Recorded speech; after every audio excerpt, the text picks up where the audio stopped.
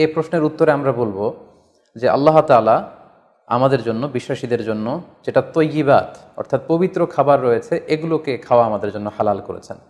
আর যত খাবাইস বা অপবিত্র নোংরা খাবার রয়েছে সেগুলো তিনি আমাদের জন্য হারাম করেছেন। সূরাতুল বাকারার 172 নম্বর আয়াতে আল্লাহ তাআলা ইরশাদ করছেন, ইয়া আইয়ুহাল্লাযীনা আমানু কুলু মিন তাইয়্যিবাতি মা রাযাকনাকুম ওয়াশকুরু লিল্লাহি ইন কুনতুম ইয়াহু তা'বুদুন। অর্থাৎ ওহে বিশ্বাসীরা, আমি তোমাদেরকে পবিত্র জিনিস থেকে যেটা রিজিক হিসেবে দান করেছি তোমরা সেটা খাও, অপবিত্র কোনো কিছু তোমরা খেও না। পাশাপাশি সূরাতুল আরাফের 157 নম্বর আয়াতে আল্লাহ তাআলা ইরশাদ করছেন, ওয়া ইউহিল্লু লাহুমুত তাইয়্যিবাতি ওয়া ইউহাররিমু আলাইহিমুল খাবাইস। অর্থাৎ তিনি তোমাদের জন্য তৈয়িবাত বা পবিত্র খাবারগুলোকে তিনি হালাল করেছেন, আর অপবিত্র যত খাবার আছে এগুলো তিনি তোমাদের জন্য হারাম করেছেন। তো কোন জিনিস খাওয়া আমাদের জন্য হালাল আর কোনটা খাওয়া হারাম, এক্ষেত্রে আমরা বিশ্বাসীরা এই মূলনীতি সবসময় অবলম্বন করতে হবে যে যেটা তৈয়িবাত পবিত্র সেটা আমাদের জন্য খাওয়া, সেটা কনজিউম করা আমাদের জন্য হালাল, আর যেটা খাবাইস অপবিত্র সেটা কনজিউম করা আমাদের জন্য হারাম। যেমন কালামুল্লাহ মাজিদ আল্লাহ তাআলা আমাদেরকে জানিয়েছেন যে রক্ত খাওয়া হারাম, যেহেতু এটা খাবাইস। শুকরের গোশত খাওয়া হারাম, মৃত প্রাণী খাওয়া হারাম, আল্লাহ ছাড়া অন্য কোনো দেবদেবীর নামে যে প্রাণীগুলোকে স্লটার করা হয়েছে, উৎসর্গ করা হয়েছে, বলি দেওয়া হয়েছে, এগুলোর গোশত খাওয়া হারাম, কারণ এগুলো সব হচ্ছে মিনাল খাবাইস, অপবিত্র। এ পর্যায়ে ডিরেক্টলি যদি আপনার প্রশ্নের উত্তরে আসি যে সি ফুডের ব্যাপারে, সমুদ্র থেকে প্রাপ্ত যে প্রাণী বা খাবার এগুলোর ব্যাপারে কোরআন আমাদেরকে কি জানিয়েছে, সেক্ষেত্রে আমরা সূরাতুল মায়েদার 96 নম্বর আয়াতকে এখানে উল্লেখ করতে চাই, যেখানে আল্লাহ তাআলা ইরশাদ করছেন, উহিল্লা লাকুম সয়দুল বাহরি ওয়া তুআমুহু মাতাআল লাকুম ওয়া লিস-সাইয়ারা। অর্থাৎ তোমাদের জন্য সাগরের শিকারকে হালাল করা হয়েছে। সাগর থেকে আমরা মাছ বা অন্যান্য যে কোনো জিনিসে শিকার করি না কেন সেটা খাওয়া, কনজিউম করা সেটা আমাদের জন্য হালাল। পাশাপাশি সাগরে মৃত যা পাওয়া যায় এটাও আমাদের জন্য হালাল। আল্লাহ বলছেন মাতাআল লাকুম ওয়া লিস-সাইয়ারা, এগুলো তোমাদের জন্য ভোগের সামগ্রী এবং নৌপথে যারা ভ্রমণ করবে তাদের জন্য ভোগের সামগ্রী। রাইসুল মুফাসসিরিন আব্দুল্লাহ ইবনে আব্বাস রাদিয়াল্লাহু তাআলা আনহু এই আয়াতের তাফসীরে সয়দুর বাহার বলতে তিনি বুঝিয়েছেন জীবিত। জীবিত তোমরা সাগর থেকে যেটাকে শিকার করো সেটা তোমাদের জন্য খাওয়া জায়েজ। আর ওয়া তুআমুহু দ্বারা তিনি উদ্দেশ্য নিয়েছেন মৃত, অর্থাৎ সাগর থেকে প্রাপ্ত যে কোনো প্রাণী জীবিত হোক কিংবা মৃত হোক, যেভাবেই আমরা আহরণ করি না কেন সেটা খাওয়া আমাদের জন্য হালাল। তার মানে সি ফুডের ব্যাপারে কোরআনের দিক নির্দেশনা হচ্ছে সাগর থেকে প্রাপ্ত জলজ যত ধরনের প্রাণী আছে সেটা চাই জীবিত হোক কিংবা মৃত হোক, সেটাকে আল্লাহ তাআলা আমাদের জন্য খাওয়া হালাল করে দিয়েছেন।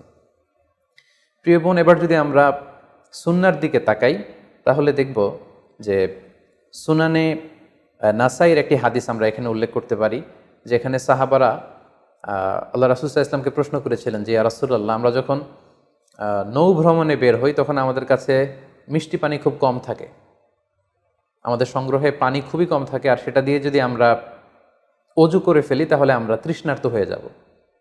হাদিসের ভাষ্যটি ছিল এমন যে ইয়া রাসূলুল্লাহ, ইন্না নারকাবুল বাহরা ওয়া নাহমিলু মা'ানাল কলিলা মিনাল মা ফাইন তাওয়াদ্দানা বিহি আতিশনা আফানা তাওয়াদ্দাউ মিন মাইল বাহর। সাহাবারা প্রশ্ন করেছিলেন, ইয়া রাসূলুল্লাহ, আমরা কি সাগরের পানি দিয়ে অজু করতে পারবো? সাগরের পানি দিয়ে কি অজু করা জায়েজ? আল্লাহ রাসূল সাল্লাল্লাহু আলাইহি ওয়াসাল্লাম এই প্রশ্নের উত্তরে বলেছিলেন, হুয়া তাহুরু মাউ, হ্যাঁ অবশ্যই তোমরা সাগরের পানি দিয়ে অজু করতে পারবে, কারণ সাগরের পানি পবিত্র। যদিও আমরা জানি যে সাগরের পানি লবণাক্ত, কিন্তু সাগরের পানি পবিত্র, তোমরা সাগরের পানি দিয়ে অজু করতে পারবে। প্রশ্নের উত্তর এতটুকু দিয়ে তিনি ক্ষান্ত হননি, তিনি এক্সট্রা আরও একটা স্টেটমেন্ট তিনি দিয়েছেন, সেটা হচ্ছে আল হিল্লু মাইতাতুহু। আল হিল্লু মাইতাতুহু মানে হচ্ছে সাগরের মৃত প্রাণী খাওয়াও তোমাদের জন্য হালাল। অর্থাৎ সাগরের পানি পবিত্র আর সাগরের মৃত প্রাণী এগুলো তোমাদের জন্য খাওয়া হালাল।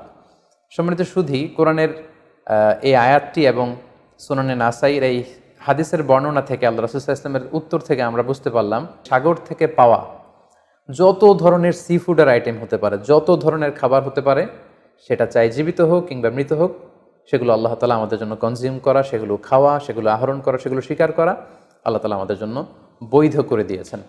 তবে কোনো স্কলার গুটি কয়েক প্রাণীর ব্যাপারে তারা দ্বিমত পোষণ করেছেন, কিন্তু আমরা যদি মেজরিটি স্কলারদের দিকে তাকাই তাহলে দেখব গোটা বিশ্বে যত স্কলার আছে মেজরিটি স্কলাররা ওনারা সি ফুডের সকল আইটেম খাওয়া হালাল, স্বীকার করা হালাল, খাওয়া হালাল বলে ওনারা মন্তব্য পেশ করেছেন।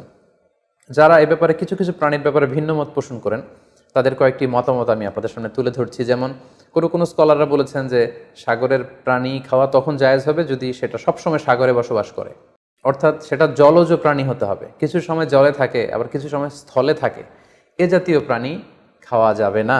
যেমন ব্যাঙের কথা ওনারা উল্লেখ করেছেন।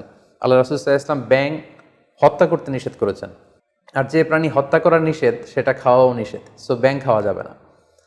এক্ষেত্রে ওনারা কুমিরের কথা উল্লেখ করেছেন, কারণ কুমির পানিতেও থাকে আবার ডাঙ্গাতেও থাকে, আর কুমির হচ্ছে খুবই ফ্যারোসাস, খুবই হিংস্র প্রকৃতির প্রাণী। সো এটার গোশত খেলে ওইটার একটা অ্যাটিটিউড মানুষের মধ্যেও চলে আসতে পারে। এজন্য শুধু মালিকি মাযহাবে কুমির খাওয়াকে ওনারা অ্যালাউ করেছেন, বাকি সব স্কলাররা কুমির খেতে নিষেধ করেছেন। এক্ষেত্রে আমরা কচ্ছপের কথা উল্লেখ করতে পারি। কচ্ছপ শুধু পানিতেই থাকে না, কচ্ছপ পানিতেও থাকে, আবার কচ্ছপ স্থলেও থাকে। সো এক্ষেত্রেও স্কলাররা কচ্ছপের ব্যাপারে দ্বিমত পোষণ করেছেন। তবে শাফি মাযহাবে কচ্ছপ খাওয়া জায়েজ, তবে সেক্ষেত্রে ওনারা শর্ত আরোপ করেছেন যে এটাকে স্লটার করে, জবাই করে তারপরে কচ্ছপের মাংস খেতে হবে। সাগরের প্রাণীর ক্ষেত্রে হানাফি মাযহাবের মূলনীতি হচ্ছে যে সাগর থেকে যেটা মাছ হিসেবে আহরণ করা হয় শুধু সেটা খাওয়া যাবে। আই রিপিট, আমি আবারও বলছি, হানাফি স্কুল অফ থটে ওনাদের মূলনীতি হচ্ছে যেটাকে আমরা মাছ বলি, সাগর থেকে প্রাপ্ত শুধু ওই প্রাণী যেটা মাছ সেটা খাওয়া যাবে। যেটাকে দেখতে অনেকটা কীট পতঙ্গের মতো মনে হয়, যেটা দেখতে অনেকটা পোকামাকড়ের মতো মনে হয়, হানাফি স্কুল অফ থটে সেটাকে নাজায়েজ বলা হয়েছে। যেমন প্রিয় বোন, আপনি প্রশ্ন করেছেন যে শামুকের কথা, ঝিনুকের কথা, কাঁকড়ার কথা। সো এগুলো খাওয়া হানাফি স্কুল অফ থটে মাকরু বলা হয়েছে। ওনারা মনে করেন যে এগুলো মাছ জাতীয় প্রাণীর অন্তর্ভুক্ত নয়, বরং এগুলো দেখতে অনেকটা কীট পতঙ্গ বা পোকামাকড়ের মতো, এগুলো জলজ প্রাণী, ফলে এগুলো খাওয়া যাবে না। পাশাপাশি হানাফি স্কুল অফ থটে মাছের ক্ষেত্রেও নিয়ম হচ্ছে যে মাছটা জীবিত আপনাকে শিকার করতে হবে।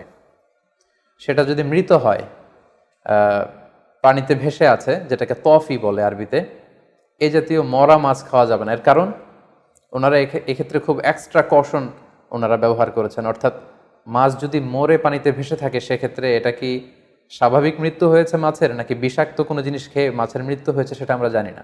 তো সেক্ষেত্রে ওনারা বলেছেন যে মরে পানিতে ভেসে আছে এরকম মাছ খাওয়া যাবে না, বরং জীবিত অবস্থায় আহরণ করতে হবে। পাশাপাশি হানাফি স্কুল অফ থটে আরও একটি বিষয়কে শর্তারোপ করা হয়েছে, সেটা হচ্ছে খবিস হতে পারবে না, মিনাল খাবায়েস হতে পারবে না। অর্থাৎ দেখতে এটাকে একটু অপছন্দনীয় লাগে, দেখতে কেমন কেমন যেন লাগে। আমাদের মানবিক যেই আমাদের চিন্তা বা গুণাবলী, আমরা সাধারণত সেটাকে দেখতে সুন্দর লাগবে না, সেটাকে কেটে ফ্রাই করে খেতে আমাদের ভালো লাগবে না, এরকম হলেও সেটা খাওয়া যাবে না। তাদের মূলনীতি হেদায়েতে যেটা এসেছে সেটা হচ্ছে মাসিও আসামাক ফাকুয়া খবিস। সাগরের প্রাণীর মধ্যে মাছ ছাড়া যা আছে, হানাফি স্কুল অফ থটে তারা বলছেন যে এগুলো সবগুলোই খবিস, এগুলো তৈয়বাত নয়। কোরআনে আল্লাহ তাআলা আমাদেরকে যে তৈয়বাত খাবারকে হালাল করেছেন সেটা এর অন্তর্ভুক্ত নয়। তো এই কয়েকটি দ্বিমত ছাড়া আমরা যদি গোটা ওয়ার্ল্ডের মেজরিটি স্কলারদের দিকে তাকাই, তাহলে দেখব যে ওনারা সব ধরনের সি ফুডকে হালাল করে দিয়েছেন। কারণ কোরআনের এই আয়াতটি, যেটি আমি বললাম যে ওহিল্লা লাকুম সয়দুল বাহরি ওয়া তুআমুহু, এটি এবং রাসূল সাল্লাল্লাহু আলাইহি ওয়াসাল্লামের স্টেটমেন্ট আল হিল্লু মাইতাতুহু, সাগরের যে কোনো প্রাণী এটা মরা হলেও খাওয়া জায়েজ, এই আয়াতটি এবং এই হাদিসটি, এটা হচ্ছে খুব জেনারেল স্টেটমেন্ট, ব্যাপকভাবে সাগর থেকে প্রাপ্ত সকল খাবারের ক্ষেত্রে এটা প্রযোজ্য। যদিও হানাফি স্কুল অফ থটে কিছু কিছু সি ফুডকে মাকরু বলা হয়েছে, কিন্তু এগুলোকে আসলে হারাম বলার সুযোগ নেই। কারণ কোনো প্রাণীকে খাওয়া হারাম এটা বলতে হলে অকাট্য দলিলের প্রয়োজন। আল্লাহ দিল্লাল কাতঈয়া ছাড়া আসলে কোনো জিনিসকে হারাম বলা যায় না। তো এক্ষেত্রে এটা রুচির ব্যাপার। আমরা যদি গোটা বিশ্বে দেখি যে মেজরিটি মুসলিম কান্ট্রিতে কাঁকড়া খাওয়া হচ্ছে, অনেক স্কলারদেরকেও আমরা দেখেছি ওনারা কাঁকড়া খাচ্ছেন, ওনারা স্কুইড খাচ্ছেন, অক্টোপাস খাচ্ছেন। তো সেক্ষেত্রে আমাদের রুচিতে যদি ভালো লাগে তাহলে আমরা খেতে পারি, এটা রুচির সাথে সম্পৃক্ত। আপনার রুচিতে যদি না কুলায় আপনি খাবেন না। যেমন এই ক্ষেত্রে আমরা উদাহরণস্বরূপ দব, হাদিসে যেটা গুইসাপ জাতীয় একটা প্রাণীর কথা সহিহ বুখারীতে এসেছে, যেটা আমাদের বাংলাদেশে অনেক এলাকায় সান্ডা বলে থাকে। তো এই গুইসাপ জাতীয় প্রাণী খাওয়া কিন্তু হারাম নয়। আমরা সহিহ বুখারীর বর্ণনায় জেনেছি যে আল্লাহ রাসূল সাল্লাল্লাহু আলাইহি ওয়াসাল্লামের স্ত্রী মাইমুনা রাদিয়াল্লাহু তাআলা আনহার বাসায় আল্লাহ রাসূল সাল্লাল্লাহু আলাইহি ওয়াসাল্লাম সহ অনেক সাহাবারা খেতে বসেছিলেন। সেখানে একটা প্লেটে গুইসাপকে ফ্রাই করে দেওয়া হয়েছিল। তো রাসূল সাল্লাল্লাহু আলাইহি ওয়াসাল্লাম খেয়াল না করে সাধারণ গোশত মনে করে সেখানে তিনি হাত দিচ্ছিলেন। তখন অনেক সাহাবারা, মহিলা সাহাবারা বললেন, ইয়া রাসূলুল্লাহ, এটা তো দব, এটা তো গুইসাপ। এই কথা শুনে আল্লাহ রাসূল সাল্লাল্লাহু আলাইহি ওয়াসাল্লাম সেখান থেকে হাতটা সরিয়ে নিলেন। তো তো এই দৃশ্য দেখে খালিদ ইবনে ওয়ালিদ রাদিয়াল্লাহু তাআলা আনহু উনি জিজ্ঞেস করলেন, ইয়া রাসূলুল্লাহ, গুইসাপ খাওয়া কি হারাম? হারামুন আদ-দাব্বু ইয়া রাসূলুল্লাহ, আপনি যে হাত সরিয়ে নিলেন, গুইসাপ খাওয়া কি হারাম? আল্লাহ রাসূল সাল্লাল্লাহু আলাইহি ওয়াসাল্লাম বললেন যে না, গুইসাপ খাওয়া হারাম নয়, তবে আমি এটা খেয়ে অভ্যস্ত নই, আমাদের এলাকাতে এটা পাওয়া যায় না, এজন্য আমি এটা খাচ্ছি না। তাহলে বোঝা গেল এক্ষেত্রে এটা রুচির সাথে সম্পৃক্ত। সো গুইসাপ হালাল বলে যে গুইসাপ আমাদেরকে খেতে হবে, সান্ডা আমাদেরকে খেতে হবে, এমন কোনো কথা নেই। আপনার যদি রুচিতে কুলায় আপনি খাবেন, আর রুচিতে যদি আপনার না আসে তাহলে আপনি খাবেন না। অনুরূপভাবে যেহেতু সাগরের মাছ হিসেবে হাঙ্গর মাছ, তিমি মাছের ব্যাপারে অনেকে আমাদের কাছে জানতে চায়, আমরা বলবো যে হাঙ্গর মাছ খাওয়া, তিমি মাছ খাওয়াও হালাল যদি আপনার রুচিতে আসে। হালাল বলেই যে খেতে হবে এমনটা নয়। সেক্ষেত্রে আমরা সহিহ বুখারী এবং মুসলিমের একটা চমৎকার হাদিসের কথা এখানে উল্লেখ করতে পারি। সেখানে আমরা জেনেছি যে সাহাবাদের একটা দলকে আল্লাহ রাসূল সাল্লাল্লাহু আলাইহি ওয়াসাল্লাম একটা নৌ সফরে পাঠিয়েছিলেন। বেসিক্যালি কুরাইশদেরকে আটকানোর জন্য সাওয়াহিলি পথে সাগরের উপকূল দিয়ে ওনারা গিয়েছিলেন। সাথে খাবার ছিল না, খেজুর ছিল, খেজুর শেষ, গাছের পাতা পেরে পেরে ওনারা খেতেন। হঠাৎ প্রচণ্ড ক্ষুধার্ত অবস্থায় ৩০০ জন সাহাবীর একটা কাফেলা, তারা সাগরের পাড়ে যেয়ে দেখলেন সাগরের ঢেউয়ের ধাক্কায় বিশাল এক তিমি মাছের মতো একটা প্রাণী পড়ে আছে। ওনারা এই তিমি মাছ তখন খেতে আরম্ভ করলেন। তারা সেখানে প্রায় ১ মাস ছিলেন, সংখ্যায় ছিল ৩০০ জন সাহাবীর মতো। ওনারা এই তিমি মাছ খেয়ে এটাকে ফ্রাই করে, এটাকে সিদ্ধ করে করে টানা ১ মাস ওনারা খেলেন। এবং হাদিসে এসেছে যে আমরা এই তিমি মাছের গোশত খেয়ে, যদিও হাদিসের শব্দটা এসেছে আম্বার জাতীয় একটা মাছ, তো এটা এত বড়, এটা ব্লু ওয়েল টাইপের কোনো একটা মাছ হবে, নীল তিমি টাইপের কোনো একটা মাছ হতে পারে। কারণ হাদিসে এসেছে মাছের গোশত খেতে খেতে এটার কঙ্কাল বের হয়ে আসলো।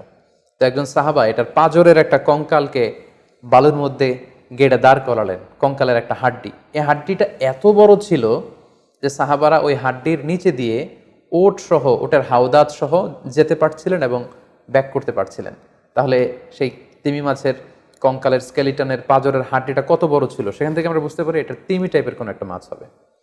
সফর শেষ করে ওনারা যখন মদিনায় আসলেন তখন আল্লাহ রাসূল সাল্লাল্লাহু আলাইহি ওয়াসাল্লামকে ওনারা পুরো ঘটনার বৃত্তান্ত খুলে বললেন এবং জিজ্ঞেস করলেন, ইয়া রাসূলুল্লাহ, এই যে এত বড় তিমি মাছের মতো একটা মাছ যে আমরা খেয়েছি, আমরা তো জানি না এত বড় মাছ এটা খাওয়া শরীয়তে বৈধ কিনা।